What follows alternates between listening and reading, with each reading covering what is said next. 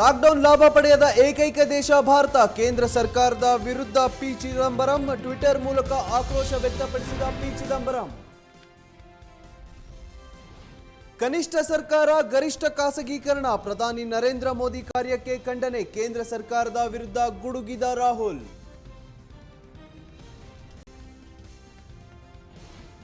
ಸಾರ್ವಜನಿಕ ಹಿತಕ್ಕಾಗಿ ಲೈಂಗಿಕ ಕಿರುಕುಳ ಬಹಿರಂಗ, ನ್ಯಾಯಾಲಯಕ್ಕೆ ಪತ್ರಕರ್ತೆ ಪ್ರಿಯಾ ರಮಣಿ. ಮಾಜಿ ಕೇಂದ್ರ ಸಚಿವರ ವಿರುದ್ಧ ಲೈಂಗಿಕ ಕಿರುಕುಳ ಆರೋಪ. ಕೃಷಿ ಶಿಕ್ಷಕ ವೃತ್ತಿ ಅತ್ಯಂತ ಶ್ರೇಷ್ಠ, ಮಕ್ಕಳಿಗೆ ಪೂರಕವಾದ ವಾತಾವರಣ ಸೃಷ್ಟಿ ಮಾಡಬೇಕು. ಹಾಸನದಲ್ಲಿ ಭವಾನಿ ರೇವಣ್ಣ ಹೇಳಿಕೆ. ಅಂಬಿಯನ್ನ ನೆನೆದ ಡಿ-ಬಾಸ್, ಪಾಠ ಕಲಿಸಿದ ಗುರು, ಕಲಿಯುಗದ ಕರ್ಣ. ಶಿಕ್ಷಕರಿಗೆ ಶುಭ ಕೋರಿದ ಡಿ-ಬಾಸ್.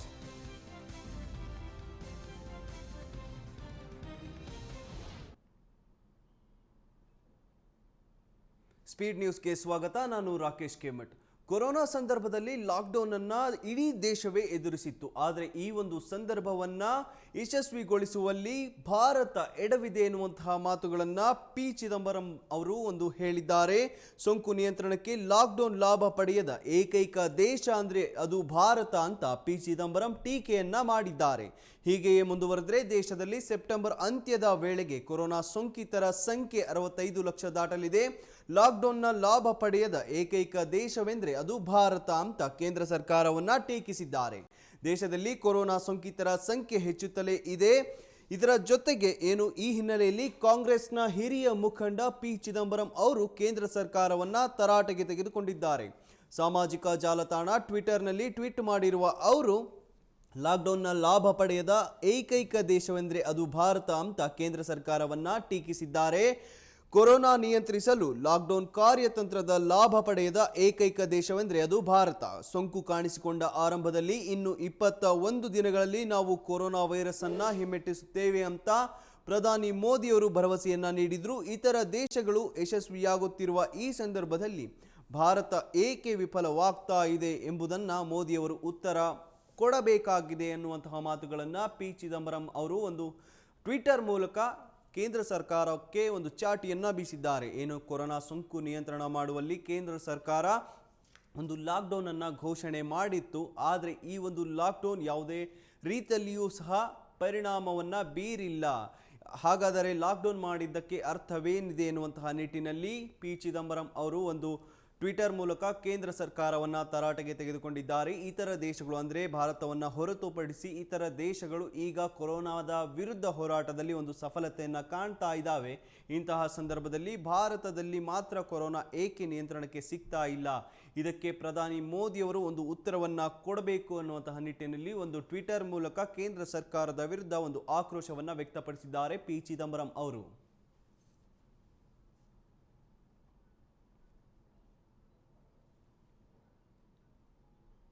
ಕನಿಷ್ಠ ಸರ್ಕಾರ ಹಾಗೂ ಗರಿಷ್ಠ ಖಾಸಗೀಕರಣವನ್ನ ಮಾಡ್ತಾ ಇರುವಂತಹ ಕೇಂದ್ರ ಸರ್ಕಾರದ ವಿರುದ್ಧ ರಾಹುಲ್ ಗಾಂಧಿ ವಾಗ್ದಾಳಿಯನ್ನ ಮಾಡಿದ್ದಾರೆ.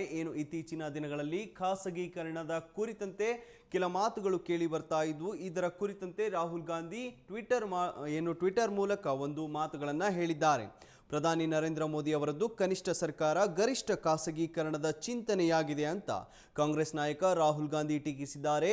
ಸರ್ಕಾರಿ ಹುದ್ದೆಗಳ ನೇಮಕಾತಿ ವಿಷಯಕ್ಕೆ ಸಂಬಂಧಿಸಿದಂತೆ ಕೇಂದ್ರದ ನಡೆಯನ್ನ ಖಂಡಿಸಿದ್ದಾರೆ. ಪ್ರಧಾನಿ ನರೇಂದ್ರ ಮೋದಿ ಅವರದ್ದು ಕನಿಷ್ಠ ಸರ್ಕಾರ ಗರಿಷ್ಠ ಖಾಸಗೀಕರಣದ ಚಿಂತೆಯಾಗಿದೆ ಅಂತ ಕಾಂಗ್ರೆಸ್ ನಾಯಕ ರಾಹುಲ್ ಗಾಂಧಿ ಟೀಕಿಸಿದ್ದಾರೆ. ಸರ್ಕಾರಿ ಹುದ್ದೆಗಳ ನೇಮಕಾತಿ ವಿಷಯಕ್ಕೆ ಸಂಬಂಧಿಸಿದಂತೆ ಕೇಂದ್ರ ಸರ್ಕಾರ ಧೋರಣೆಯನ್ನ ಕಾಂಗ್ರೆಸ್ನ ಮುಖಂಡ ರಾಹುಲ್ ಗಾಂಧಿ ಅವರು ಖಂಡಿಸಿದ್ದಾರೆ. ಕೇಂದ್ರ ಸರ್ಕಾರವು ಕೊರೋನಾ ಸೋಂಕಿನ ನೆಪದಲ್ಲಿ ಸರ್ಕಾರಿ ಕಚೇರಿಗಳನ್ನು ಕಾಯಂ ಸಿಬ್ಬಂದಿಯಿಂದ ಮುಕ್ತಗೊಳಿಸುವ ಉದ್ದೇಶ ಹೊಂದಿದಂತಿದೆ. ಜೊತೆಗೆ ಯುವಕರ ಭವಿಷ್ಯವನ್ನ ಕಸಿದುಕೊಳ್ಳುವುದರ ಜೊತೆಗೆ ಮೋದಿ ತನ್ನ ಸ್ನೇಹಿತರನ್ನ ಇದರ ಹಿಂದಿನ ಉದ್ದೇಶ ಅನ್ನುವಂತಹ ಮಾತುಗಳನ್ನು ಪ್ರಧಾನಿ ಮೋದಿಯವರನ್ನ ಗುರಿಯಾಗಿಸಿಕೊಂಡು ಟ್ವಿಟರ್ ಮೂಲಕ ರಾಹುಲ್ ಗಾಂಧಿ ಅವರು ಕೇಂದ್ರ ಸರ್ಕಾರವನ್ನು ತರಾಟೆಗೆ ತೆಗೆದುಕೊಂಡಿದ್ದಾರೆ. ಇತ್ತೀಚಿನ ದಿನದಲ್ಲಿ ಕೇಂದ್ರ ಸರ್ಕಾರದಿಂದ ಖಾಸಗೀಕರಣಕ್ಕೆ ಹೆಚ್ಚಿನ ಒತ್ತನ್ನು ಕೊಡ್ತಾ ಇದ್ರು. ಇದರ ಕುರಿತಂತೆ ಮಾತನಾಡಿರುವಂತಹ ರಾಹುಲ್ ಗಾಂಧಿ ಅವರು ಕೇಂದ್ರ ಸರ್ಕಾರ ಕನಿಷ್ಠ ಸರ್ಕಾರ ಗರಿಷ್ಠ ಖಾಸಗೀಕರಣವನ್ನು ಮಾಡ್ತಾ ಇದೆ. ಇದರ ಲಾಭ ಏನಿದ್ರು ಮೋದಿಯವರ ಆಪ್ತರಿಗೆ ಸಾರ್ವಜನಿಕರು ಇದ್ದಾರೆ, ಇದರಿಂದ ತುಂಬಾನೇ ತೊಂದರೆಯನ್ನು ಅನುಭವಿಸ್ತಾರೆ ಎನ್ನುವಂತಹ ನಿಟ್ಟಿನಲ್ಲಿ ಕೆಲವೊಂದು ಮಾತುಗಳನ್ನು ಟ್ವಿಟರ್ ಮೂಲಕ ಕೇಂದ್ರ ಸರ್ಕಾರಕ್ಕೆ ಟೀಕಿಸಿದ್ದಾರೆ ರಾಹುಲ್ ಗಾಂಧಿ ಅವರು.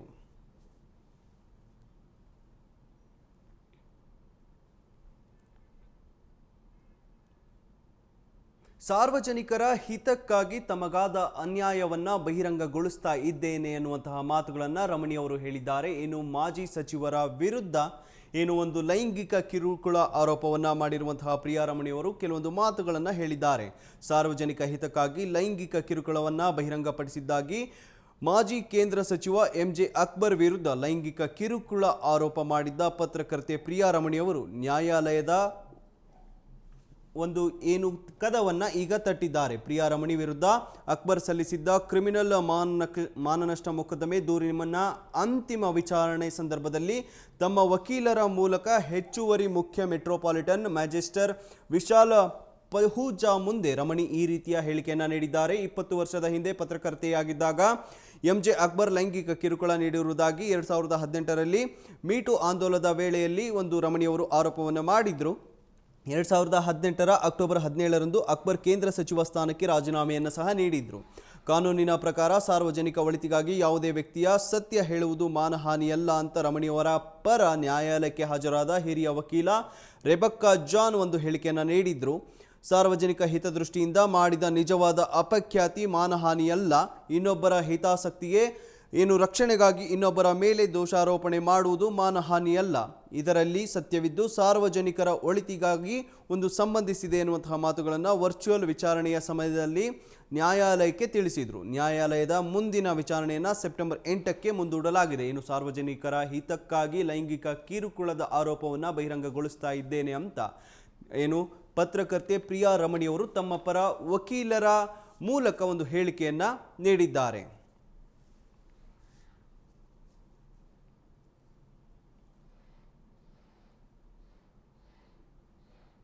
ಕೃಷಿ ಹಾಗೂ ಶಿಕ್ಷಕ ವೃತ್ತಿ ಬಹಳಷ್ಟು ಶ್ರೇಷ್ಠವಾದದ್ದು ಅನ್ನುವಂತಹ ಮಾತುಗಳನ್ನು ಹಾಸನದಲ್ಲಿ ಭವಾನಿ ರೇವಣ್ಣ ಅವರು ಹೇಳಿದ್ದಾರೆ. ಇಂದು ಶಿಕ್ಷಕರ ದಿನಾಚರಣೆಯ ಅಂಗವಾಗಿ ಏರ್ಪಡಿಸಿದ್ದಂತಹ ಕಾರ್ಯಕ್ರಮದಲ್ಲಿ ಮಾತನಾಡಿದಂತಹ ಅವರು ಕೃಷಿ ಹಾಗೂ ಶಿಕ್ಷಕ ವೃತ್ತಿ ಅತ್ಯಂತ ಶ್ರೇಷ್ಠವಾದದ್ದು, ಮಕ್ಕಳಿಗೆ ಪೂರಕವಾದ ವಾತಾವರಣವನ್ನು ಸೃಷ್ಟಿ ಮಾಡಬೇಕು ಅಂತ ಹಾಸನದಲ್ಲಿ ಭವಾನಿ ರೇವಣ್ಣ ಅವರು ಹೇಳಿಕೆಯನ್ನು ನೀಡಿದ್ದಾರೆ.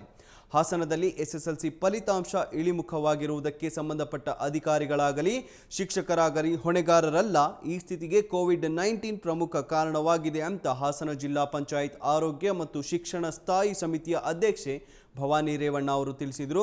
ಸರಳವಾಗಿ ಆಯೋಜಿಸಲಾಗಿದ್ದ ಡಾಕ್ಟರ್ ಸರ್ವಪಲ್ಲಿ ರಾಧಾಕೃಷ್ಣನ್ ಅವರ 132ನೇ ಜನ್ಮ ದಿನಾಚರಣೆಯನ್ನು ಜ್ಯೋತಿ ಬೆಳಗುವುದರ ಮೂಲಕ ಉದ್ಘಾಟಿಸಿ ಮಾತನಾಡಿದ ಅವರು, ಕೃಷಿ ಮತ್ತು ಶಿಕ್ಷಕ ವೃತ್ತಿ ಅತ್ಯಂತ ಶ್ರೇಷ್ಠವಾದದ್ದು. ಶಿಕ್ಷಕರು ತಾವು ಕಲಿತದ್ದಕ್ಕಿಂತ ಹೆಚ್ಚಾಗಿ ವಿದ್ಯಾರ್ಥಿಗಳಿಗೆ ಕಲಿಸಬೇಕೆಂಬ ಮಹದಾಸೆಯನ್ನು ಹೊಂದಿರ್ತಾರೆ.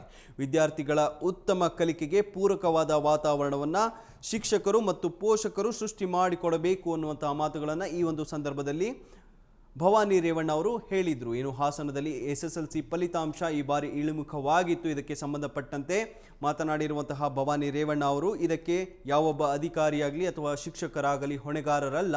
ಈ ಫಲಿತಾಂಶ ಇಳಿಮುಖ ಆಗುವುದಕ್ಕೆ ಕೋವಿಡ್-19 ಅಂದರೆ ಕೊರೋನಾ ಪ್ರಮುಖ ಕಾರಣವಾಗಿದೆ ಅಂತ ಹಾಸನ ಜಿಲ್ಲಾ ಪಂಚಾಯತ್ ಆರೋಗ್ಯ ಮತ್ತು ಶಿಕ್ಷಣ ಸ್ಥಾಯಿ ಸಮಿತಿಯ ಅಧ್ಯಕ್ಷೆ ಭವಾನಿ ರೇವಣ್ಣ ಅವರು ಈ ಸಂದರ್ಭದಲ್ಲಿ ಶಿಕ್ಷಕರ ದಿನಾಚರಣೆಯ ಸರಳವಾಗಿ ಆಚರಿಸುತ್ತಿರುವಂತಹ ಸಂದರ್ಭದಲ್ಲಿ ಕೆಲವು ಮಾತುಗಳನ್ನು ಹೇಳಿದ್ದಾರೆ.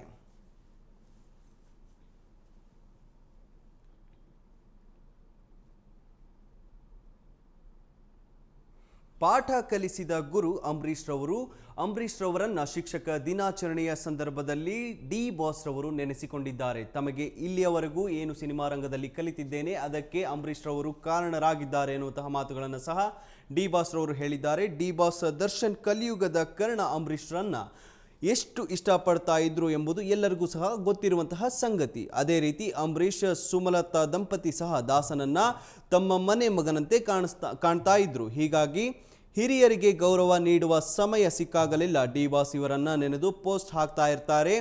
ಅದೇ ರೀತಿ ಇದೀಗ ಶಿಕ್ಷಕರ ದಿನಾಚರಣೆಯೆಂದು ವಿಶೇಷ ಪೋಸ್ಟ್ ಅನ್ನು ಹಾಕಿದ್ದಾರೆ. ಶಿಕ್ಷಕರ ದಿನಾಚರಣೆ ಅಂಗವಾಗಿ ದರ್ಶನ್ ವಿಶೇಷ ಪೋಸ್ಟ್ ಅನ್ನು ಹಾಕಿದ್ದು, ಈ ಮೂಲಕ ತಮ್ಮ ಜೀವನದಲ್ಲಿ ಪಾಠ ಕಲಿಸಿದ ಗುರುವಿನ ಸಮಾನರಾದ ಮಹತ್ವದ ವ್ಯಕ್ತಿಗಳನ್ನು ನೆನೆದಿದ್ದಾರೆ. ತಮ್ಮ ತಂದೆ ತಾಯಿ ತೂಗುದೀಪ್ ಶ್ರೀನಿವಾಸ್ ದಂಪತಿ ಹಾಗೂ ಅಂಬರೀಶ್ ಸುಮಲತಾ ದಂಪತಿಯ ಫೋಟೋ ಹಾಕಿ ಶಿಕ್ಷಕರ ದಿನಾಚರಣೆಯ ಶುಭಾಶಯ ಕೋರಿದ್ದಾರೆ. ಹುಟ್ಟಿನಿಂದ ಸಾಯುವವರೆಗೂ ಸರಿಯಾದ ಮಾರ್ಗದರ್ಶನ ನೀಡಿ ನಮ್ಮ ಗುರಿಯತ್ತ ಕೊಂಡೊಯ್ಯಲು ಶ್ರಮಿಸುವ ಶಿಕ್ಷಕರಿಗೆ, ಗುರು ಹಿರಿಯರಿಗೆ ಶಿಕ್ಷಕರ ದಿನಾಚರಣೆಯ ಹಾರ್ದಿಕ ಶುಭಾಶಯಗಳು ಅಂತ ಒಂದು ಒಕ್ಕಣೆಯನ್ನು ಸಹ ಬರೆದುಕೊಂಡಿದ್ದಾರೆ. ಇಂದು ಶಿಕ್ಷಕರ ದಿನಾಚರಣೆಯ ಪ್ರಯುಕ್ತ ಡಿ ಬಾಸ್ ರವರು ಅಂಬಿಯನ್ನ ನೆನೆದಿದ್ದಾರೆ.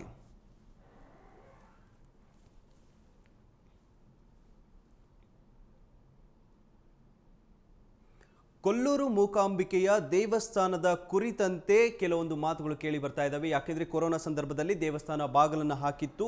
ಆದರೆ ಈಗ ಒಂದು ಪ್ರವಾಸಿಗರಾಗಿರ್ಬೋದು, ಜೊತೆಗೆ ಭಕ್ತಾದಿಗಳಿಗೆ ಆಗಿರ್ಬೋದು, ಒಂದು ಪ್ರವೇಶಕ್ಕೆ ಮುಕ್ತ ಮಾಡಿಕೊಡಬೇಕು ಎನ್ನುವಂತಹ ಮಾತುಗಳು ಸಹ ಕೇಳಿ ಬರ್ತಾ ಇತ್ತು. ಇದರ ಕುರಿತಂತೆ ಈಗಾಗಲೇ ಒಂದು ಸಭೆಯನ್ನು ಸಹ ನಡೆಸಿದ್ದಾರೆ. ಇದರ ಜೊತೆಗೆ ಎಷ್ಟು ಜನರಿಗೆ ಅವಕಾಶವನ್ನು ಕೊಡಬೇಕು ಅನ್ನುವಂತಹ ಗೊಂದಲ ಒಂದು ಟ್ರಸ್ಟಿಗಳಲ್ಲಿ ಕಾಡ್ತಾ ಇದೆ. ಕೊಲ್ಲೂರು ಮೂಕಾಂಬಿಕಾ ಸನ್ನಿಧಿಯಲ್ಲಿ ಸರ್ವ ಸೇವೆಗಳು ಆರಂಭವಾಗಲಿದ್ದು, ಮುಜರಾಯಿ ಇಲಾಖೆಯ ಕಮಿಷನರ್ ಮೂಕಾಂಬಿಕಾ ದೇವಸ್ಥಾನಕ್ಕೆ ಆದೇಶವನ್ನು ಹೊರಡಿಸಿದ್ದಾರೆ. ಕೊರೋನಾ ಲಾಕ್ಡೌನ್ ವೇಳೆಯಲ್ಲಿ ಸ್ಥಗಿತಗೊಂಡಿದ್ದ ಸೇವೆಗಳು ಸೋಮವಾರದಿಂದ ಕುಂಕುಮಾರ್ಚನೆ, ಲಡ್ಡು ಪ್ರಸಾದ, ತುಲಾಭಾರ ಸೇವೆಗಳು ಆರಂಭವಾಗಲಿದೆ. ಕೋವಿಡ್-19 ನಿಯಮ ಪ್ರಕಾರ ಚಂಡಿಕಾ ಹೋಮ, ಬೆಳ್ಳಿ ರಥ, ಬಂಗಾರದ ರಥ ಸೇವೆ ನಡೆಸುವುದು ದೇವಸ್ಥಾನಕ್ಕೆ ಸವಾಲಾಗಿದೆ. ಈ ಸೇವೆಗಳಲ್ಲಿ ಎಷ್ಟು ಜನರಿಗೆ ಅವಕಾಶ ಕೊಡಬೇಕು ಎಂಬ ಬಗ್ಗೆ ದೇವಸ್ಥಾನಕ್ಕೆ ಸಾಕಷ್ಟು ಗೊಂದಲವಿದೆ. ಇನ್ನೆರಡು ದಿನಗಳಲ್ಲಿ ಈ ಬಗ್ಗೆ ಅರ್ಚಕರು ಜಿಲ್ಲಾಡಳಿತ ಚರ್ಚೆ ನಡೆಸಿ ಒಂದು ತೀರ್ಮಾನವನ್ನು ತೆಗೆದುಕೊಳ್ತೇವೆ ಎನ್ನುವಂತಹ ಮಾತುಗಳನ್ನು ಸಹ ಹೇಳಿದ್ದಾರೆ ಟ್ರಸ್ಟಿಗಳು. ಏನು ಕೊಲ್ಲೂರು ಮೂಕಾಂಬಿಕಾ ಸನ್ನಿಧಿಯ ಸೇವೆಗಳು ಆರಂಭವಾಗಬೇಕು ಎನ್ನುವಂತಹ ಮಾತುಗಳು ಕೇಳಿ ಬರ್ತಾ ಇದ್ವು. ಆದರೆ ಎಷ್ಟು ಜನರಿಗೆ ಅವಕಾಶವನ್ನು ಕೊಡಬೇಕು ಅನ್ನುವಂತಹ ಒಂದು ಪ್ರಶ್ನೆ ಟ್ರಸ್ಟಿಗಳಲ್ಲಿ ಎದುರಾಗಿದೆ. ಏನು ಬೆಳ್ಳಿ ರಥ ಆಗಿರ್ಬೋದು, ಬಂಗಾರದ ರಥ ಸೇವೆ ಆಗಿರ್ಬೋದು, ಜೊತೆಗೆ ಚಂಡಿಕಾ ಹೋಮ ಆಗಿರ್ಬೋದು, ಈ ಒಂದು ಹೋಮಗಳು ನಡೀತಾ ಇರುವಂತಹ ಸಂದರ್ಭದಲ್ಲಿ ಎಷ್ಟು ಜನರಿಗೆ ಅವಕಾಶವನ್ನು ಕೊಡಬೇಕು ಎನ್ನುವಂತಹ ಗೊಂದಲಗಳು ಟ್ರಸ್ಟಿಗಳಲ್ಲಿಯೂ ಸಹ ಇದೆ. ಆದರೆ ಮುಜರಾಯಿ ಇಲಾಖೆಯ ಕಮಿಷನರ್ ಮೂಕಾಂಬಿಕಾ ದೇವಸ್ಥಾನಕ್ಕೆ ಏನು ಪೂಜೆಗಳನ್ನು ನೀವು ಪ್ರಾರಂಭಿಸಬಹುದು ಸೋಮವಾರದಿಂದ ಎನ್ನುವಂತಹ ಮಾತುಗಳನ್ನು ಈಗಾಗಲೇ ಒಂದು ಆದೇಶವನ್ನು ಹೊರಡಿಸಿದ್ದಾರೆ.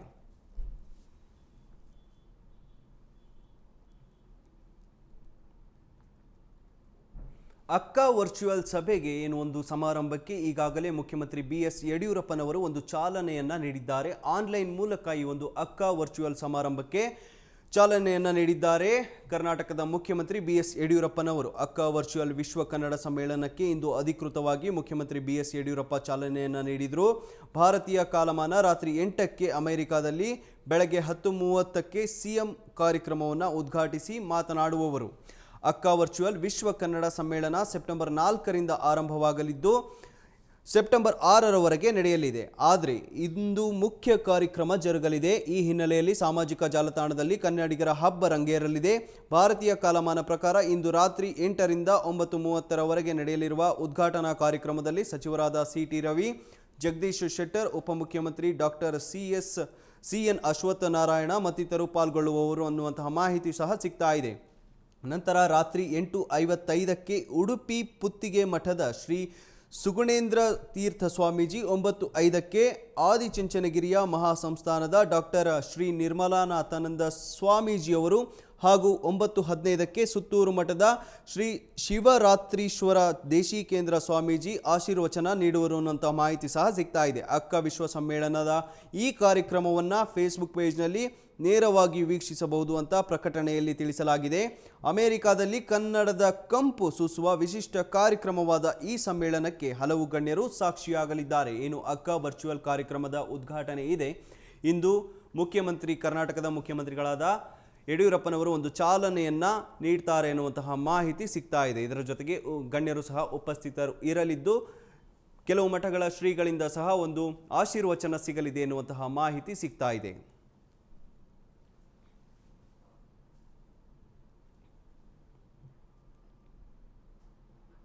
ಚಿನ್ನ ಹಾಗೂ ಡ್ರಗ್ಸ್ ಅನ್ನು ಸಾಗಿಸಬೇಕು ಅಂತಂದರೆ ಇಂತಹದೇ ದಾರಿ ಬೇಕು ಅನ್ನುವಂತಹ ಯಾವುದೇ ಯೋಚನೆಗಳು ಇರೋದಿಲ್ಲ. ಆದರೆ ಈಗ ತಿರುಚುನಾಪಳ್ಳಿ ವಿಮಾನ ನಿಲ್ದಾಣದಲ್ಲಿ ಸಾಬೂನಿನಲ್ಲಿ ಅಡಗಿಸಿಟ್ಟಿದ್ದಂತಹ 38 ಲಕ್ಷ ರು ಬೆಲೆ ಬಾಳುವ ಚಿನ್ನ ಪತ್ತೆಯಾಗಿದೆ. ಒಂದು ಕಾಲದಲ್ಲಿ ಲಕ್ಸ್ ಸಂಸ್ಥೆಯ ಸಾಬೂನಿನಲ್ಲಿ ಚಿನ್ನದ ಬಿಲ್ಲೆ, ಸಾಬೂನಿನಲ್ಲಿ ಚಿನ್ನದ ಬಿಲ್ಲೆ ಪರಿಚಯಿಸಿತ್ತು. ಸೋಪಿನ ಒಳಗಡೆ ಚಿನ್ನದ ಬಿಲ್ಲೆ ಅಡಗಿಸಿ ಇಡ್ತಾ ಇದ್ರು. ಅದೃಷ್ಟವಶಾತ್ ಇದುವರೆಗೂ ಅದೆಷ್ಟು ಜನರಿಗೆ ಸಿಕ್ಕಿದೆಯೋ ಗೊತ್ತಿಲ್ಲ. ಆದರೆ ಇಲ್ಲಿನ ಪೊಲೀಸರಿಗೆ ಮಾತ್ರ ಸಿಕ್ಕಿತ್ತು. ಚಿನ್ನ ಸಾಗಿಸ್ತಾ ಇದ್ದವನನ್ನ ಅನುಮಾನದ ಮೇಲೆ ತಪಾಸಣೆಗೆ ಒಳಪಡಿಸಿದಾಗ ಸಾಕಷ್ಟು ಸಾಬೂನು ಸಿಕ್ಕಿದೆ. ಇಷ್ಟೊಂದು ಸಾಬೂನು ಎಲ್ಲಿಗೆ ಒಯ್ಯುತ್ತಿರಬಹುದು ಅಂತ ವಿಚಾರಣೆಗೆ ಒಳಪಡಿಸಿ ಬಿಚ್ಚಿ ನೋಡಿದರೆ ಅದರಲ್ಲಿ ಚಿನ್ನ ಸಿಕ್ಕಿದೆ. ಆದರೆ ಇಲ್ಲಿನ ಪೊಲೀಸರಿಗೆ ಮಾತ್ರ ಸಿಕ್ಕಿತ್ತು ಚಿನ್ನ ಸಾಗಿಸ್ತಾ ಇದ್ದವನ ಮೇಲೆ ಅನುಮಾನ ಮೇಲೆ ತಪಾಸಣೆಗೆ ಸಿಕ್ಕಿದೆ. ಇಷ್ಟೊಂದು ಸಾಬೂನು ಎಲ್ಲಿಗೆ ಒಯ್ಯುತ್ತಿರಬಹುದು ಅನ್ನುವಂತಹ ಒಂದು ಅನುಮಾನದ ಮೇಲೆ ಪೊಲೀಸರು ಅವನನ್ನು ತಡೆದು ಒಂದು ವಿಚಾರಣೆಯನ್ನು ಮಾಡಿದಾಗ ಈ ಒಂದು ಚಿನ್ನ ಒಂದು ಸಾಗಿಸ್ತಾ ಇರುವಂತಹ ಮಾಹಿತಿ ಬೆಳಕಿಗೆ ಬಂದಿದೆ.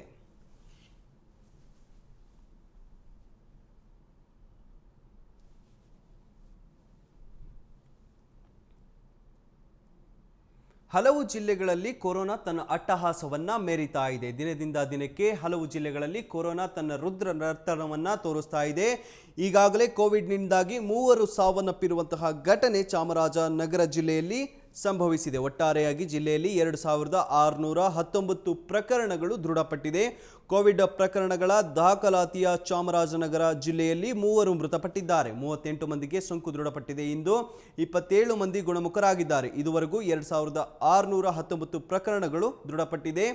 ಇವರಲ್ಲಿ ಈ 2018 ಮಂದಿ ಗುಣಮುಖರಾಗಿದ್ದಾರೆ. 518 ಸಕ್ರಿಯ ಪ್ರಕರಣಗಳಿವೆ. ಒಟ್ಟು 53 ಮಂದಿ ಸೋಂಕಿತರು ಇಲ್ಲಿಯವರೆಗೆ ಮೃತಪಟ್ಟಿದ್ದಾರೆ. 12 ಮಂದಿ ಐಸಿಯುನಲ್ಲಿ ಚಿಕಿತ್ಸೆಯನ್ನು ಪಡಿತಾ ಇದ್ದಾರೆ. 149 ಮಂದಿ ಹೋಮ್ ಐಸೋಲೇಷನ್ನಲ್ಲಿ ಇದ್ದಾರೆ. ದಿನವೊಂದರಲ್ಲಿ 1000ಕ್ಕೂ ಮೀರಿ ಮಾದರಿಗಳ ಪರೀಕ್ಷೆ ನಡೆಸ್ತಾ ಇರುವುದು ಇದೇ ಪ್ರಥಮ ಬಾರಿಗೆ. ಇಷ್ಟೊಂದು ಪರೀಕ್ಷೆಗಳಾಗಿಯೂ 38 ಪ್ರಕರಣಗಳಷ್ಟೇ ಪಾಸಿಟಿವ್ ಆಗಿರುವುದು ಇನ್ನೊಂದು ವಿಶೇಷ. ಏನು ಕೊರೋನಾ ದಿನದಿಂದ ದಿನಕ್ಕೆ ಕರ್ನಾಟಕ ರಾಜ್ಯದಲ್ಲಿ ತುಂಬಾನೇ ಹರಡ್ತಾ ಇದೆ. ಇದರಿಂದಾಗಿ ಚಾಮರಾಜನಗರ ನಿಜಕ್ಕೂ ತತ್ತರಿಸಿದೆ. ಒಟ್ಟಾರೆಯಾಗಿ ಜಿಲ್ಲೆಯನ್ನು ನೋಡೋದಾದರೆ 2619 ಪ್ರಕರಣಗಳು ಈಗಾಗಲೇ ದೃಢಪಟ್ಟಿದೆ. ಇದರಲ್ಲಿ ಕಳೆದ 24 ಗಂಟೆಯನ್ನು ನೋಡೋದಾದರೆ 38 ಮಂದಿಗೆ ಕೊರೋನಾ ಸೋಂಕು ದೃಢಪಟ್ಟಿದೆ. 27 ಮಂದಿ ಅಂದರೆ ಕಳೆದ 24 ಗಂಟೆಯಲ್ಲಿ 27 ಮಂದಿ ಗುಣಮುಖರಾಗಿದ್ದಾರೆ. ಇದುವರೆಗೂ 2619 ಪ್ರಕರಣಗಳು ದೃಢಪಟ್ಟಿದೆ. ಇದರಲ್ಲಿ 2018 ಮಂದಿ ಗುಣಮುಖರಾಗಿದ್ದಾರೆ. 518 ಪ್ರಕರಣಗಳು ಇಲ್ಲಿಯವರೆಗೆ ಅಂದರೆ ಸಕ್ರಿಯವಾಗಿದ್ದಾವೆ. ಒಟ್ಟು 53 ಮಂದಿ ಕೊರೋನಾದಿಂದಾಗಿ ಮೃತಪಟ್ಟಿದ್ದಾರೆ. 12 ಮಂದಿ ಐಸಿಯುನಲ್ಲಿ ಚಿಕಿತ್ಸೆಯನ್ನು ಪಡಿತಾ ಇದ್ದಾರೆ. 149 ಮಂದಿ ಹೋಮ್ ಐಸೋಲೇಷನ್ನಲ್ಲಿ ಇದ್ದಾರೆ. ದಿನವೊಂದಕ್ಕೆ 1000ಕ್ಕೂ ಹೆಚ್ಚಿನ ಒಂದು ಪರೀಕ್ಷೆಗಳನ್ನು ಮಾಡ್ತಾ ಇರೋದು ಇದೇ ಪ್ರಥಮ ಬಾರಿಗೆ. ಇಷ್ಟೊಂದು ಪರೀಕ್ಷೆಗಳಾಗಿಯೂ 38 ಪ್ರಕರಣಗಳು ಅಷ್ಟೇ ಪಾಸಿಟಿವ್ ವರದಿ ಬಂದಿದೆ. ಇದೊಂದು ವಿಶೇಷ ಎನ್ನುವಂತಹ ಮಾತುಗಳು ಸಹ ಕೇಳಿ ಬರ್ತಾ ಇದ್ದಾವೆ. ಯಾಕೆಂದರೆ ಕಳೆದ ಕೆಲವು ದಿನಗಳನ್ನು ನೋಡೋದಾದರೆ ಚಾಮರಾಜನಗರದಲ್ಲಿ ತುಂಬಾ ಕೊರೋನಾ ಪಾಸಿಟಿವ್ ಪ್ರಕರಣಗಳು ಕೇಳಿ ಬಂದಿದ್ವು. ಆದರೆ ಈಗ 1000ಕ್ಕೂ ಅಧಿಕ ಜನರನ್ನು ಪರೀಕ್ಷೆಗೆ ಒಳಪಡಿಸಿದರೂ ಸಹ ಕೇವಲ 38 ಪ್ರಕರಣಗಳು ಪಾಸಿಟಿವ್ ಆಗಿರುವುದು ಒಂದು ಕಡೆ ಸಂತಸ ಮನೆ ಮಾಡಿದರೆ, ಇನ್ನು ಕೆಲವು ಕಡೆ ಇದನ್ನು ಸಹ ಯಾವ ರೀತಿಯಾಗಿ ತಡೆಗಟ್ಟಬಹುದು, ಇನ್ನು ಕೊರೋನಾ ಹಬ್ಬದಂತೆ ಯಾವ ಕ್ರಮಗಳನ್ನು ತೆಗೆದುಕೊಳ್ಳಬಹುದು ಅನ್ನುವಂತಹ ಮಾತುಗಳು ಸಹ ಕೇಳಿ ಬರ್ತಾ ಇದ್ದಾವೆ. ಒಟ್ಟಾರೆಯಾಗಿ ಜಿಲ್ಲೆಯನ್ನು ನೋಡೋದಾದರೆ ಅಂದರೆ ಚಾಮರಾಜನಗರ ಜಿಲ್ಲೆಯನ್ನು ನೋಡೋದಾದರೆ 2619 ಪ್ರಕರಣಗಳು ಒಟ್ಟಾರೆಯಾಗಿ ಕೊರೋನಾ ಪ್ರಕರಣಗಳು ಇಲ್ಲಿಯವರೆಗೆ ದೃಢಪಟ್ಟಿದೆ. ಕಳೆದ 24 ಗಂಟೆಯನ್ನು ನೋಡೋದಾದರೆ 38 ಮಂದಿಗೆ ಕೊರೋನಾ ಸೋಂಕು ದೃಢಪಟ್ಟಿದೆ. 27 ಮಂದಿ ಗುಣಮುಖರಾಗಿದ್ದಾರೆ. ಇದುವರೆಗೂ 2619 ಪ್ರಕರಣಗಳ ಪೈಕಿ ಏನು 2018 ಮಂದಿ ಗುಣಮುಖರಾಗಿದ್ದಾರೆ. ಇನ್ನುಳಿದಂತಹ 518 ಸಕ್ರಿಯ ಪ್ರಕರಣಗಳು ಜಿಲ್ಲೆಯ ವಿವಿಧ ಆಸ್ಪತ್ರೆಗಳಲ್ಲಿ ಒಂದು ಚಿಕಿತ್ಸೆಯನ್ನು ಪಡಿತಾ ಇದ್ದಾರೆ. ಒಟ್ಟಾರೆಯಾಗಿ ಇಲ್ಲಿಯವರೆಗೂ 53 ಮಂದಿ ಸೋಂಕಿತರು ಮೃತಪಟ್ಟಿದ್ದಾರೆ. 12 ಮಂದಿ ಐಸಿಯುನಲ್ಲಿ ಚಿಕಿತ್ಸೆಯನ್ನು ಪಡಿತಾ ಇದ್ದಾರೆ. 149 ಮಂದಿ ಹೋಮ್ ಐಸೋಲೇಷನ್ನಲ್ಲಿದ್ದಾರೆ. ದಿನಕ್ಕೆ 1000ಕ್ಕೂ ಅಧಿಕ ಜನರನ್ನು ಪರೀಕ್ಷೆಗೆ ಒಳಪಡಿಸ್ತಾ ಇದ್ದಾರೆ ಅನ್ನುವಂತಹ ಮಾಹಿತಿ ಸಿಗ್ತಾ ಇದೆ.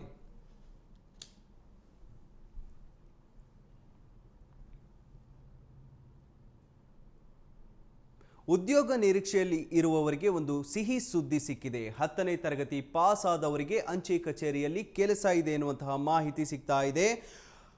ಗ್ರಾಮೀಣ ಸೇವಕ ನೇಮಕಾತಿಯ 3ನೇ ಸುತ್ತಿನ ಪ್ರಕ್ರಿಯೆ ಆರಂಭವಾಗಿದೆ. ಮೊದಲ ಹಂತದಲ್ಲಿ ಒಡಿಶಾ ಮತ್ತು ತಮಿಳುನಾಡು ಅಂಚೆ ವಲಯದಲ್ಲಿ 5000ಕ್ಕೂ ಹೆಚ್ಚು ಖಾಲಿ ಹುದ್ದೆಗಳನ್ನು ಭರ್ತಿ ಮಾಡಲಾಗುವುದು ಅಂತ ಭಾರತೀಯ ಅಂಚೆ ಇಲಾಖೆ ತಿಳಿಸಿದೆ. ನೋಂದಣಿ ಪ್ರಕ್ರಿಯೆ ಎಲ್ಲವೂ ಹಿಂದಿನ ನೇಮಕಾತಿಯಂತೆಯೇ ಇರಲಿದೆ. ಸೆಪ್ಟೆಂಬರ್ 30ರ ಒಳಗೆ ಅರ್ಜಿಯನ್ನು ಸಲ್ಲಿಕೆಗೆ ಕೊನೆಯ ದಿನಾಂಕವಾಗಿದೆ ಅಂತ ಹೇಳಲಾಗ್ತಾ ಇದೆ. 10ನೇ ತರಗತಿಯಲ್ಲಿ ಉತ್ತೀರ್ಣರಾದವರು ಗಣಿತ, ಸ್ಥಳೀಯ ಭಾಷೆ ಮತ್ತು ಇಂಗ್ಲಿಷ್ನಲ್ಲಿ ಉತ್ತೀರ್ಣ ಅಂಕಗಳನ್ನು ಪಡೆದಿರಬೇಕು. ಒಡಿಶಾ ಮತ್ತು ತಮಿಳುನಾಡಿನ ಅರ್ಜಿದಾರರು ಒಡಿಶಾ ಮತ್ತು ತಮಿಳು ಭಾಷೆ ಬಲ್ಲವರಾಗಿರಬೇಕು. ಹೆಚ್ಚುವರಿಯಾಗಿ ಅಭ್ಯರ್ಥಿಗಳು ಕನಿಷ್ಠ 60 ದಿನಗಳ ಅವಧಿಯ ಬೇಸಿಕ್ ಕಂಪ್ಯೂಟರ್ ತರಬೇತಿ ಪ್ರಮಾಣ ಪತ್ರವನ್ನು ಹೊಂದಿರಬೇಕು. ಸೈಕ್ಲಿಂಗ್ ಅನ್ನು ಸಹ ಕಲ್ತಿರಬೇಕು. ಸೈಕ್ಲಿಂಗ್ ಕಲ್ತಿರುವುದು GDS ಹುದ್ದೆಗಳಿಗೆ ಪೂರ್ವಭಾವಿ ಅವಶ್ಯಕತೆಯಾಗಿದೆ. ಸ್ಕೂಟರ್ ಅಥವಾ ಮೋಟಾರ್ ಸೈಕಲ್ ಸವಾರಿ ಮಾಡುವುದನ್ನು ಕಲಿತಿದ್ದರೆ ಪರಿಗಣಿಸಲಾಗುವುದು ಅನ್ನುವಂತಹ ಮಾತುಗಳು ಸಹ ಕೇಳಿ ಬರ್ತಾ ಇದೆ. ಇನ್ನು ಉದ್ಯೋಗದ ನಿರೀಕ್ಷೆಯಲ್ಲಿದ್ದರೂ ಅವರಿಗೆ ಗುಡ್ ನ್ಯೂಸ್ ಸಿಕ್ಕಿದೆ. 10ನೇ ತರಗತಿ ಪಾಸ್ ಆದವರಿಗೆ ಅಂಚೆ ಇಲಾಖೆಯಲ್ಲಿ ಒಂದು ಉದ್ಯೋಗ ಅವಕಾಶ ಇರುವುದು ಮಾಹಿತಿ ಸಿಗ್ತಾ ಇದೆ. ಮೊದಲ ಹಂತದಲ್ಲಿ ಒಡಿಶಾ ಮತ್ತು ತಮಿಳುನಾಡು ಅಂಚೆ ವಲಯದಲ್ಲಿ 5,000ಕ್ಕೂ ಹೆಚ್ಚು ಖಾಲಿ ಹುದ್ದೆಗಳನ್ನು ಭರ್ತಿ ಮಾಡಲಾಗುವುದು ಅಂತ ಭಾರತೀಯ ಅಂಚೆ ಇಲಾಖೆ ತಿಳಿಸಿದೆ. ನೋಂದಣಿ ಪ್ರಕ್ರಿಯೆ ಎಲ್ಲವೂ ಸಹ ಹಿಂದಿನಂತೆಯೇ, ಅಂದರೆ ಈ ಹಿಂದೆ ಯಾವ ರೀತಿಯಾಗಿ ನೋಂದಣಿ ಪ್ರಕ್ರಿಯೆ ಇತ್ತು ಅದೇ ರೀತಿ ಇರಲಿದೆ. ಸೆಪ್ಟೆಂಬರ್ 30ರ ಒಳಗೆ ಅರ್ಜಿಯನ್ನು ಸಲ್ಲಿಸಲು ಕೊನೆಯ ದಿನಾಂಕವಾಗಿದೆ ಅಂತ ಮಾಹಿತಿ ಸಿಗ್ತಾ ಇದೆ. 10ನೇ ತರಗತಿಯಲ್ಲಿ ಉತ್ತೀರ್ಣರಾದವರು ಗಣಿತ, ಸ್ಥಳೀಯ ಭಾಷೆ ಮತ್ತು ಇಂಗ್ಲಿಷ್ನಲ್ಲಿ ಉತ್ತೀರ್ಣ ಅಂಕಗಳನ್ನು ಪಡೆದಿರಬೇಕು. ಒಡಿಶಾ ಮತ್ತು ತಮಿಳುನಾಡಿನ ಅರ್ಜಿದಾರರು ಒಡಿಯಾ ಮತ್ತು ತಮಿಳು ಭಾಷೆಯನ್ನು ಬಲ್ಲವರಾಗಿರಬೇಕು. ಹೆಚ್ಚುವರಿಯಾಗಿ ಅಭ್ಯರ್ಥಿಗಳು ಕನಿಷ್ಠ 60 ದಿನಗಳ ಅವಧಿಯ ಬೇಸಿಕ್ ಕಂಪ್ಯೂಟರ್ ತರಬೇತಿಯನ್ನು ಪಡೆದಿರಬೇಕು. ಇದರ ಜೊತೆಗೆ ಸೈಕ್ಲಿಂಗನ್ನು ಸಹ ಪಡೆದಿರಬೇಕು. ಸೈಕ್ಲಿಂಗ್ ಸಹ ತುಳಿಯೋದಕ್ಕೆ ಅವರಿಗೆ ಬರಬೇಕು. ಇದರ ಜೊತೆಗೆ ಮೋಟಾರ್ ವಾಹನಗಳನ್ನು ಏನಾದರೂ ಓಡಿಸೋಕೆ ಬರುತ್ತೆ ಅನ್ನೋದಾದರೆ ಅದನ್ನು ಸಹ ಒಂದು ಪರಿಗಣನೆ ಮಾಡಲಾಗುವುದು ಅನ್ನುವಂಥ ಮಾತುಗಳನ್ನು ಅಂಚೆ ಇಲಾಖೆ ಒಂದು ಮಾಹಿತಿಯನ್ನು ಕೊಟ್ಟಿದೆ.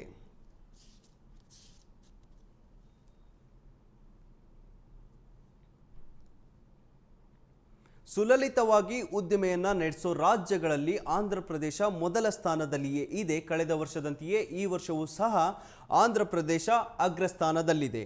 ಇನ್ನು ಕೆಲವು ಮಾತುಗಳು ಕೇಳಿಬಂದಿದ್ದು, ಬೆಂಗಳೂರಿನ ಹೆಸರು ಪಟ್ಟಿಯಲ್ಲಿ ಯಾಕೆ ಇಲ್ಲ ಅನ್ನುವಂತಹ ಮಾತುಗಳು ಸಹ ಸರ್ಕಾರದ ವಿರುದ್ಧ ಕೇಳಿ ಬರ್ತಾ ಇದೆ. ಕೇಂದ್ರ ಸರ್ಕಾರವು ಇಂದು ಕೈಗಾರಿಕಾ ನೀತಿ ಮತ್ತು ಉತ್ತೇಜನ ಇಲಾಖೆ ಸಿದ್ಧಪಡಿಸಿರುವ ಸುಲಲಿತ ಉದ್ದಿಮೆ ವಹಿವಾಟಿನ ವಾರ್ಷಿಕ ಶ್ರೇಯಾಂಕವನ್ನು ಬಿಡುಗಡೆ ಮಾಡಿದೆ. ಇದರ ಜೊತೆಗೆ ಆತ್ಮನಿರ್ಭರ್ ಭಾರತ್ಗಾಗಿ ಭಾರತೀಯ ರಾಜ್ಯಗಳು ವ್ಯವಹಾರವನ್ನು ಹೆಚ್ಚಿಸುವಲ್ಲಿ ಹೇಗೆ ಪ್ರಭಾವ ಬೀರಿದೆ ಎಂಬುದನ್ನು ತೋರಿಸಿದೆ.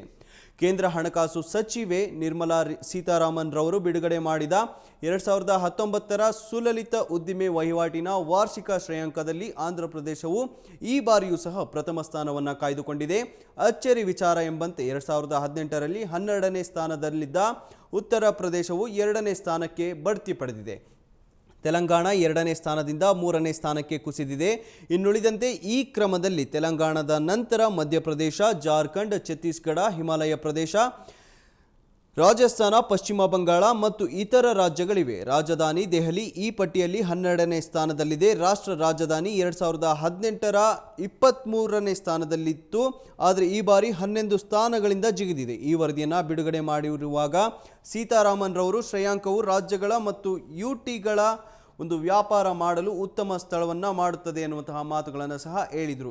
ಸುಲಲಿತ ಉದ್ದಿಮೆ ವಹಿವಾಟಿನ ವಾರ್ಷಿಕ ಶ್ರೇಯಾಂಕವನ್ನು ಕೇಂದ್ರ ಸರ್ಕಾರ ಬಿಡುಗಡೆ ಮಾಡಿದೆ. ಪ್ರತಿ ವರ್ಷ ಅಂದರೆ ಹೋದ ವರ್ಷವೂ ಸಹ ಆಂಧ್ರ ಪ್ರದೇಶ ಮೊದಲನೇ ಸ್ಥಾನದಲ್ಲಿತ್ತು. ಈ ಬಾರಿಯೂ ಸಹ ಆಂಧ್ರ ಪ್ರದೇಶ ಮೊದಲನೇ ಸ್ಥಾನದಲ್ಲಿದೆ. ಆದರೆ ಬೆಂಗಳೂರು ಮಾತ್ರ ಕೆಲವು ಸ್ಥಾನಗಳು ಕುಸಿದಿರುವುದು ಯಾಕೆ ಎನ್ನುವಂತಹ ಪ್ರಶ್ನೆಗಳನ್ನು ಸಾರ್ವಜನಿಕರಾಗಿರ್ಬೋದು ಅಥವಾ ಕೆಲವು ರಾಜಕೀಯ ಮುಖಂಡರುಗಳಾಗಿರ್ಬೋದು ಸರ್ಕಾರದ ವಿರುದ್ಧ ಮಾತನಾಡಿ ಕೇಳ್ತಾ ಇದ್ದಾರೆ. ಯಾಕೆ ಕರ್ನಾಟಕದಲ್ಲಿ ಒಂದು ಉದ್ದಿಮೆಗೆ ಮಹತ್ವವನ್ನು ಕೊಡ್ತಾ ಇಲ್ವಾ ಅನ್ನುವಂತಹ ಮಾತುಗಳನ್ನು ಸಹ ಕೇಳ್ತಾ ಇದ್ದಾರೆ. ಇದರ ಜೊತೆಗೆ ಆತ್ಮನಿರ್ಭರ್ ಭಾರತ್ಗಾಗಿ ಭಾರತೀಯ ರಾಜ್ಯಗಳು ವ್ಯವಹಾರವನ್ನು ಹೆಚ್ಚಿಸುವಲ್ಲಿ ಹೇಗೆ ಪ್ರಭಾವವನ್ನು ಬೀರಿದೆ ಎಂಬುದನ್ನು ಈ ಒಂದು ಸ್ಥಾನ ಬಿಡುಗಡೆ ಮಾಡಿದೆ, ಸುಲಲಿತ ಉದ್ದಿಮೆ ವಹಿವಾಟಿನ ಒಂದು ಸ್ಥಾನಗಳನ್ನು ಆಯಾ ರಾಜ್ಯಗಳಿಗೆ ಸಂಬಂಧಪಟ್ಟಂತೆ ಇದು ತೋರಿಸ್ತದೆ ಎನ್ನುವಂತಹ ಮಾತುಗಳನ್ನು ಸಹ ಹೇಳ್ತಾ ಇದ್ದಾರೆ. ಆಂಧ್ರ ಪ್ರದೇಶವು ಈ ಬಾರಿಯೂ ಸಹ ಪ್ರಥಮ ಸ್ಥಾನವನ್ನು ಕಾಯ್ದುಕೊಂಡಿದೆ. ಅಚ್ಚರಿ ವಿಚಾರ ಎಂಬಂತೆ 2018ರಲ್ಲಿ 12ನೇ ಸ್ಥಾನದಲ್ಲಿದ್ದಂತಹ ಉತ್ತರ ಪ್ರದೇಶವು 2ನೇ ಸ್ಥಾನಕ್ಕೆ ಬಡ್ತಿ ಪಡೆದಿದೆ. ತೆಲಂಗಾಣ 2ನೇ ಸ್ಥಾನದಿಂದ 3ನೇ ಸ್ಥಾನಕ್ಕೆ ಕುಸಿದಿದೆ. ಇನ್ನುಳಿದಂತೆ ಈ ಕ್ರಮದಲ್ಲಿ ತೆಲಂಗಾಣದ ನಂತರ ನೋಡೋದಾದರೆ ಮಧ್ಯಪ್ರದೇಶ, ಜಾರ್ಖಂಡ್, ಛತ್ತೀಸ್ಗಢ, ಹಿಮಾಚಲ್ ಪ್ರದೇಶ, ರಾಜಸ್ಥಾನ, ಪಶ್ಚಿಮ ಬಂಗಾಳ ಮತ್ತು ಇತರೆ ರಾಜ್ಯಗಳಿವೆ. ರಾಜಧಾನಿ ದೆಹಲಿ ಈ ಪಟ್ಟಿಯಲ್ಲಿ 12ನೇ ಸ್ಥಾನದಲ್ಲಿದೆ. ರಾಷ್ಟ್ರ ರಾಜಧಾನಿ 2018ರ ಪಟ್ಟಿಯಲ್ಲಿ 23ನೇ ಸ್ಥಾನದಿಂದ ಜಿಗಿದು 11ನೇ ಸ್ಥಾನ ಕೆಳಗಿಳಿದಿದೆ. ಈ ವರದಿಯನ್ನು ಬಿಡುಗಡೆ ಮಾಡುವಾಗ ಸೀತಾರಾಮನ್ ರವರು ಈ ಶ್ರೇಯಾಂಕವು ರಾಜ್ಯಗಳು ಮತ್ತು ಯುಟಿಗಳಲ್ಲಿ ವ್ಯಾಪಾರ ಮಾಡಲು ಉತ್ತಮ ಸ್ಥಳಗಳನ್ನು ಮಾಡುತ್ತದೆ ಎನ್ನುವಂತಹ ಮಾತುಗಳನ್ನು ಸಹ ಹೇಳಿದ್ದಾರೆ.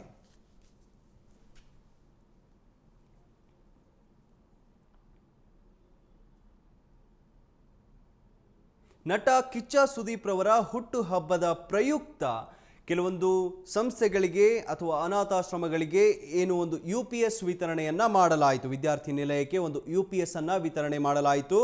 2ನೇ ತಾರೀಕು ಕಿಚ್ಚ ಸುದೀಪ್ ರವರು ಒಂದು ಹುಟ್ಟುಹಬ್ಬವನ್ನು ಆಚರಿಸಿಕೊಂಡಿದ್ದರು. ನಟ ಕಿಚ್ಚ ಸುದೀಪ್ ಹುಟ್ಟುಹಬ್ಬದ ಪ್ರಯುಕ್ತ ಬಡ ಮಕ್ಕಳಿಗೆ ಅನುಕೂಲವಾಗುವ ದೃಷ್ಟಿಯಿಂದ 18,000 ರೂಪಾಯಿ ಮೌಲ್ಯದ UPS ವಿತರಣೆ ಮಾಡಲಾಗಿದೆ ಅಂತ ಅಭಿನಯ ಚಕ್ರವರ್ತಿ ಕಿಚ್ಚ ಸುದೀಪ್ ಅಭಿಮಾನಿಗಳ ಸಂಘದ ಅಧ್ಯಕ್ಷ ಆರ್ ಸುನಿಲ್ ರವರು ತಿಳಿಸಿದರು.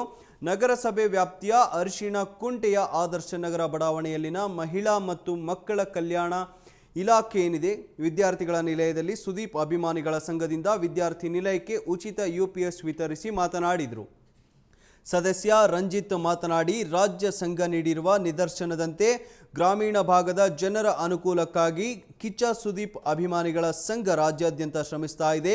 ಮುಂದಿನ ದಿನಗಳಲ್ಲಿ ಸಂಘದಿಂದ ಇನ್ನಷ್ಟು ಜನಕ್ಕೆ ಉಪಯೋಗವಾಗುವಂತಹ ಕಾರ್ಯಕ್ರಮಗಳನ್ನು ಹಮ್ಮಿಕೊಳ್ಳಲಾಗುವುದು ಅನ್ನುವಂಥ ಮಾತುಗಳನ್ನು ಸಹ ಹೇಳಿದರು.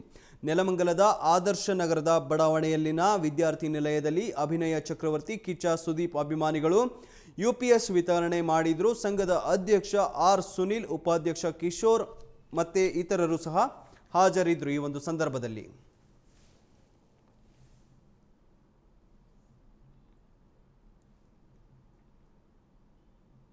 ಬಹುನಿರೀಕ್ಷಿತ IPLನ ವೇಳಾಪಟ್ಟಿ ಯಾವಾಗ ಬಿಡುಗಡೆಯಾಗಲಿದೆ ಎನ್ನುವಂತಹ ಮಾತುಗಳು ಎಲ್ಲ ಕಡೆ ಕೇಳಿ ಬರ್ತಾ ಇತ್ತು.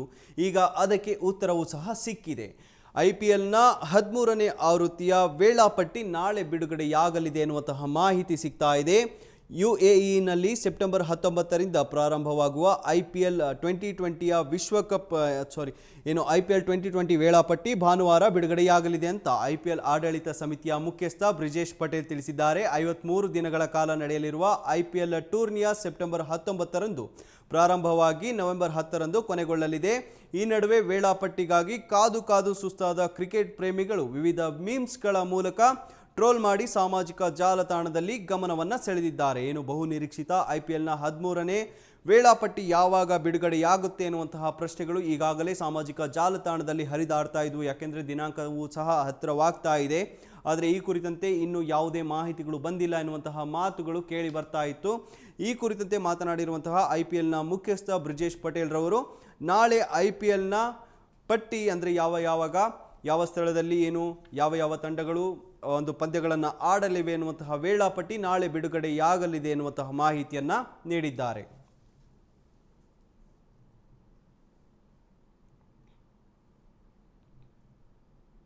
ಸ್ಯಾಂಡಲ್ವುಡ್ನಲ್ಲಿ ಡ್ರಗ್ಸ್ ದಂಧೆಯ ಪ್ರಕರಣ ಹೊಸ ಟ್ವಿಸ್ಟ್ಗಳನ್ನು ಪಡಿತಾ ಇದೆ. ಇವತ್ತು ಫಿಲ್ಮ್ ಚೇಂಬರ್ನಲ್ಲಿ ಸಭೆಯೊಂದನ್ನು ಏರ್ಪಡಿಸಲಾಗಿತ್ತು.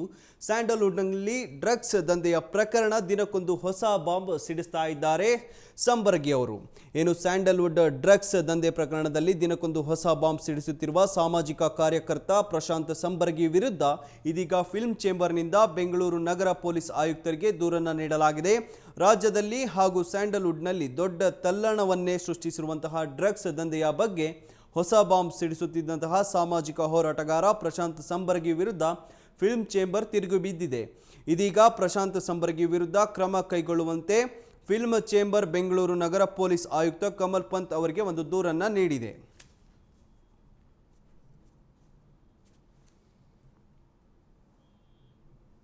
ಇದಿಷ್ಟು ಈ ಹೊತ್ತಿನ ಪ್ರಮುಖ ಸುದ್ದಿಗಳು. ಇನ್ನಷ್ಟು ಸುದ್ದಿಗಳಿಗಾಗಿ ನೋಡ್ತಾ ಇರಿ ಸ್ಪೀಡ್ ನ್ಯೂಸ್ ಕನ್ನಡ. ಸುದ್ದಿ ನಿಮ್ಮದು, ವೇಗ ನಮ್ಮದು.